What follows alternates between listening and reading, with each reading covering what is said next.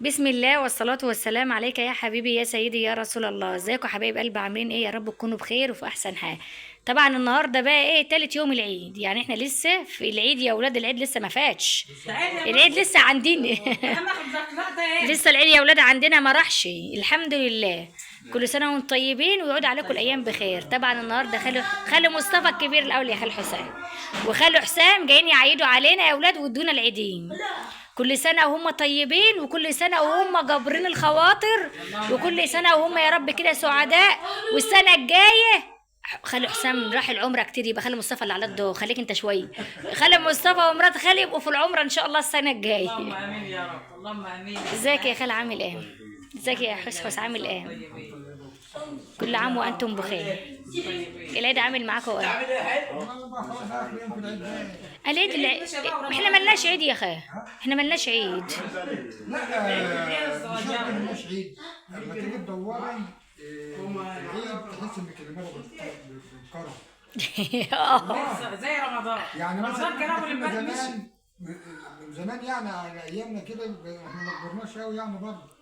لا بس والله ايه ما تكبروش ياما، انت اللي كبرت. انا كبرت انا. انت كبرت انما لسه شاب ايوه وسيم. انت لسه وديك العافيه، وديك العافيه يابا، وديك طول العمر. كان الاول كانت العيد تحس ان له ليه بهجة. ريحه، تحس ان له بهجه، تلاقي الناس كلها متجمعه. النهارده طيب. النهارده هي الساعه بتاعت الصبح بتاعت الصلاه، وبعد كده لقيت ملاش والله فعلا. هي الساعه بتاع الصبح فعلا الناس بقت تعيد وكده. حقيقة والله يا خالد. بلاش اقول لك على ولا حاجه. حد ماشي زي زمان من ايام. العيد ده العيد صار من 13 سنه فاتت. العيد ده يا علا كانت الناس تطلع من الصلاه تلف وتخبط على البيوت لا احنا عندنا هنا كده فعلا. ما عادش زي الاول. لا لسه لغايه الساعه. لا بس مش زي بس زمان. بس ما عادش العيد له بهجه زي زمان. ايوه. ده يا ابني يوم الوقفة لما قالوا العيد الجمعة وهيصوا قعدوا يلتموا ويعيطوا. العيد ايه؟ فرحه العيد للاطفال للعيال بتاع الهدوم وبتاع. وكان الاول كان بيجي قماش وتفصل عند ايه؟ عند الخياط. دلوقتي لا، كنت تلاقي العيال رايحه جايه عند الخياط وتدنتهم قاعدين ليله العيد ديت ممكن يقعدوا فعلا حصل. ايامي كنت بستنى العيد دي بفارغ الصبر. انت بتروح تجيب لهم اللبس من المنصوره او من شربين في ربع ساعه وبتيجي بهجه وفرحه العيل عند ما الحاجه جت وخلاص. فهو يوم معروف ان هو يوم العيد هيلبس الحاجه دي. بيعملوا الكحك والبسكوت على كان زمان ما هو بيتعمل، ده اللي ما رضاش يخلوهم يتعمل السنة. قلت لها لا لا وعمال الكحك والبسكوت الايام ما عادش ليه طعم. عمال الكحك هقول لك على حاجه. والبسكوت. عارفوا العيال اول امبارح فرجوا علينا الدنيا عايزين كحك وبسكوت. امهم بقى قالت لهم امبارح جابت كيلو كحك وكيلو بسكوت. وانا قلت لها خليكي لما انا كنت هعمل بجد. قلت لها احنا عندنا اهو السمنه وعندي كل حاجه وانا السكر اهو نشتري الدقيق وروح هات الحاجه والله لاخر لحظه. قالت لك لا بطننا مجروح.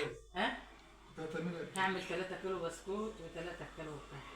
يجوا قد ايه بقى؟ علبه من ده وعلبه من ده. احنا كنا زمان احنا كنا الاول كتير. فاكره. انا اقول لك على حاجه. مره ستك يا بنت ايه عجنت البتاع بتاعها. لا البسكوت. بسكوت. ورحت انت جبت لها ايه؟ جت ايه البتاع ايه بقى مرق. نزود ايه؟ دي نيجي نعمل البسكوت تاني وهي اجي اعمل المكنه في البسكوت البتاع تلاقيها بتقطع نرد تاني المر. طب قعدنا لنا طول الليل. يا شيخ ايوه والله. في البسكوت. كان النشاط الوحش. وكان ايه بقى؟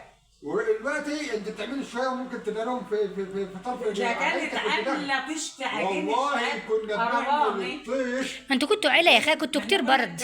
طشت التصبين ده ما كانش ايامتها بقى ايه غسالات ولا بتاع. تش كبير. نقعد نعمل في لما القمش.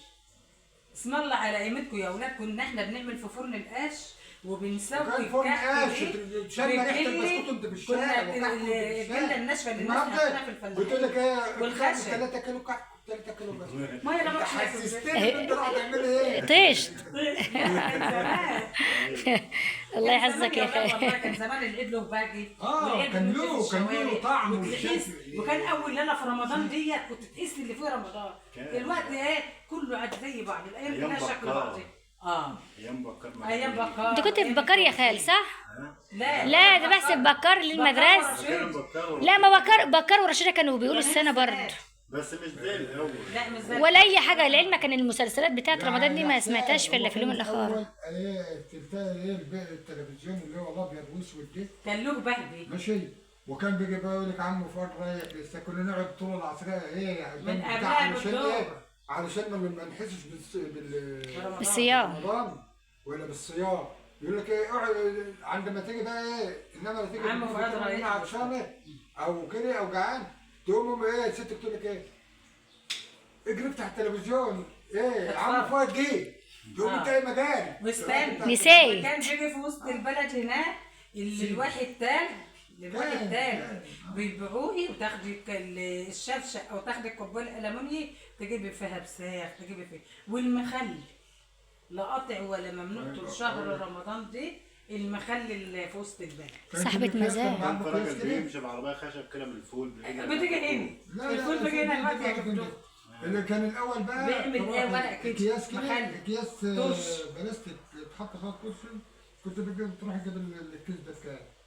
بتعرف بتاع ريفي والاثنين بتعرف وجيب البتاع ده كانوا ايه يجيبوا البراميل ديت ويعبوا فيها يحطوا فيها بتاع التلج والعصير تروح هي يا سلام. المغرب كان يقولوا مدفع الافطار وتلاقي كل واحد ماسك الشفشق بتاعه وماسك المخلل. لو الزمن رجع بيك تاني يا خال والله لو الزمن رجع تعمل بينا إيه؟ تاني حاجات كتير هتتغير. خالو حسام هو يعتبر من دورنا يا مقرب لنا. لا خليك انت بجنب لان انت الزمن بتاعنا انا وانت زمن ربنا اللي يعلم بيه. خلينا مع الكبار. لو الزمن رجع بيك يا خال بقى في اللي انت بتقوله ده كله. لو الزمن رجع بينا تاني في الايام ده ايه عايزين ايام زمان. هو في ناس ايام اللمه قول لي الزمان يرجع يا زمان. لا ما خلاص ما عادش عادي. هو لكل واحد مرحله. الدنيا درجات الدنيا درجات. يعني مثلا ايه دلوقتي حنان عادت ست وجده وجد ماشي كده ايه ما ولا اخوك تبدا انت بتبدا جيل ما ساقيه وداير ايوه حلقات جيل بسلم جيل كده. يلا الحمد لله. اهم حاجه الصحه وراحة البال. وراحه البال ده اهم حاجه. طالما ان انت مرتاح بالك وصحتك حلوه بملك الدنيا. يلا الحمد لله فعلا راحة البال تهد جبال. لا يا ولاد والله الاكل عاد كتير والصحه بس ملوش طعم. لا ملوش والله العظيم ملوش. امي تقول لك اللحمه زمان كانت ستك تطبخها كنت تشمها وانت فين. تشم اللحمه الوقت ما فيش اكن بتقولي باكل فول نابت. الباط يعني انا يا عندي انت عارفه اقول لك على بس حاجه ما عادش له طعم الوز زمان بقول لك عشان انا تعرف ان هي الحاجه انقرضت حتى من الحيوانات. كان الوز زمان كنت تذبح الوز القنصه بتاعتها كانت بتبقى كده. انا كنت باكلها بس وما اكلش حاجه بعدها. لا كان يقول انا عايز الكبده والقنص احنا كلنا بس ايه القنص لا يا ستي كانت كانت بتحب اخلي مصطفى شويه عنكم يوم زمان انت بتحب عمرو شويه عننا. شفتوا بقى انا بجيب لكم الحياه اهو. يا بنت مش كده. ما انا كنت بقول له درويش بتاعنا شوي عشان خلي حسام اهو. يا بنت ما هوش كده. اقول لك على حاجه صلى على النبي. عليه الصلاه والسلام. هل ان انت بتفرق محمد عن اخواته؟ لا يزن حنين شويه.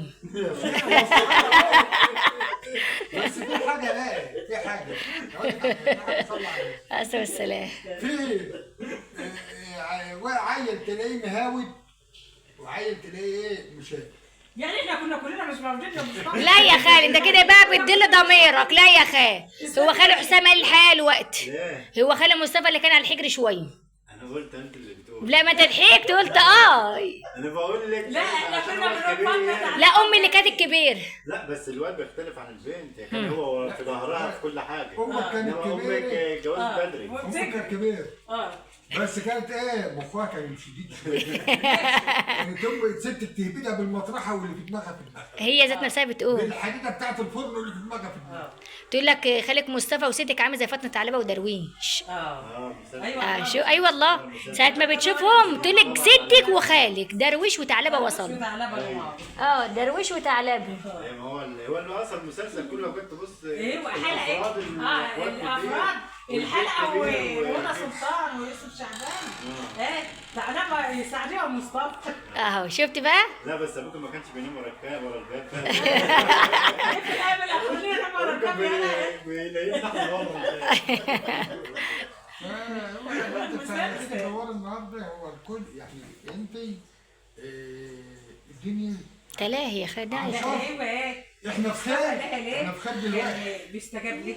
ايوه لا هو ايوه كان بيستجاب ليه، ورغم عن كده ده كان أنا كل حاجه ليه طول ما كان ست كانت بيديها عايشه. سما ادفع البطوجة. هم اقول لك على حاجه يا حنان صلى على النبي. لي. هو انت بتقول ده فاطمه علبه ودروي فعل. صلى على النبي يا حسين. انا من يوم ما ربنا نشأني لقيت اليوم ذاتي. وانت متعلق به. ما كنتش اعرف عندي ندى، ولو صدفه الخروج وفضل جنيه في جيبي كنت بنساه. والله بكلمك بجد. كانت هي لما عليك كانت هي لما. هي اتعودت. كانت مدبره. لا انا اتعودت ان انا مثلا كنت اسرح اشتغل وتديلها. يديلها في ايديه. ايوه ايوه. هي اللي كانت هي اللي بتجيب كل مكفيله بقى حاجة. كلات حاجه انا ماليش فيه. حتى انا لما انا اتجوزت برضه اتجوزت. كنيست. كنت اطلع ممكن اطلع اروح اجي الالف اروح اي مكان، ما كنتش بشغل دماغي بالدار خالص، ولا في اكل ولا في شرب ولا في كهرباء شفت لما ولا كانت في تجي هنا ميه يومين ولا في حاجه. كان يوم اتصل تعالي. انت قاعدك بتعملي ايه؟ ابعتوها. انا في مره لقيت منى أنا شايلة امها جت المرارة. قعدت يومين ثلاثه زي كنت شايلة المرارة اليمين. احنا عايزين ناكل لحم. كنت شايله المرة دي تقول لها يما تعالي تعالي يما منى ما طبخت لناش من النهار ما انت مشيت. قلت لها قولي يما مالناش فيه. ملهاش دعوه. معلش يعني كان عندنا مثلا الخير اللبن ده الترقيد مش فاكر كانت ستك الله يرحمها كانت عندكم هنا كانت امك عامله عمليه ولا حد من البنات عندنا انا وجانا كان في لبن والله اللبن بار. اه. لقيتها ماشيه قلت لها قاعده تلف حوالين مني في القريه كده، قلت لها يا ماما عايزه تروحي يا ماما عايزه تروحي معايا. ماشي. قالت واللبن باظ والحاجه باظت قلت لها يا ماما لما تموتي مش هيعملوا ولا فرحه بس عايزه تمشي. ايام ما كانت موجوده ساعة ما كان أنا يقول كنت أشتري. قالوا شفت اللي كان مبرمج ايه؟ زي ما برمج والله العظيم يا حسين. ساعة ما تيجي تقول لها قال ايه شوف بتلم الهدوم والعلاج خلاص. يعني خايفه على زعل. راح فين يا ست؟ تقول لك خلاص بقى خليك مصطفى اتكلم انا مروحه الحاجه باظت هناك ومروحه. على طول خلاص انتهى. هو معلش تقعد بقى خلاص. كان الله يرحمه. وحنا كانوا ماشيين في استنى انا هقول لك على حاجه. انت عارف هي لو بص على حاجه يقول لك بقى لا. ولا مصطفى مثلا مربي بيعمل سمنه بيعمل جبنه. قلت لك انا عايزه اطلعها من التراب الوقت قال لها قوم قلنا امي بقى تعالى قوم. يعني كنت قوم اقف لو تطلع من التربيه قلنا تعالى شوفوا بيعملوا ايه الوقت. انا كنت اقف وست بتعمل مثلا ايه الجبن وهي بتراقب وابص لها اشوفها بتعمل ايه. وقت تسريح السمنه دي كنت بقف معاها كنت بقف واشوفها بتعمل ايه نفس اللي هي كانت بتعمله انا بعمله. اتعلمت هي منه. بتعمله انت بتطبقه الوقت. البسيمه اللي بحطها الجيد بتاع الرب ماشي حطه في السمنه. ديت انا واخد منها كانت تخلي جوزها بتاعتها شير لا لا يما تقول لك الله يرحمها. استني الله يرحمها. يبقى طعمها حلو وما تبصش. اللي كنت اجي مثلا الحيوان فوق هي كانت بس امك تطلع. كانت لما اتجوزت ما كانت جايه اللي ما تعرفش حاجه في الطبخ. لا انت ما تعرف حكايات امك يا حسين. هي لا حكايه لما كانت نايمه تحت السرير وهي شربت اللبن تقول لك ان هي كانت وهي صغيره ده لا اما اتجوزت بقى وقعدت كده كانت بتقعد تحكي وحياتك يا رب لما تعرف الحكوان اللي امك بقت تقول لي ما تعرف هي عاشت ازاي مع ابوك ما تعرف عاشت ازاي مع ستك ما تعرف. لا انت عاوز تعرف من الناس الكبار اللي هم ايه وامك كانت متجوزه جديد كده يبقى يقولوا لك ديت هتعيش هنا ازاي؟ ما كانتش عامله زي العروسه الحلال. هي كانت حلوه. ازاي يعني؟ كانت ما شاء الله حلوه. سبحان الله. انا مش عارفه هيوافق بجد ازاي جد اسمر وهي كانت بيضه. انا حاجه انا كده اهو. اوه. بقى خلصت بقى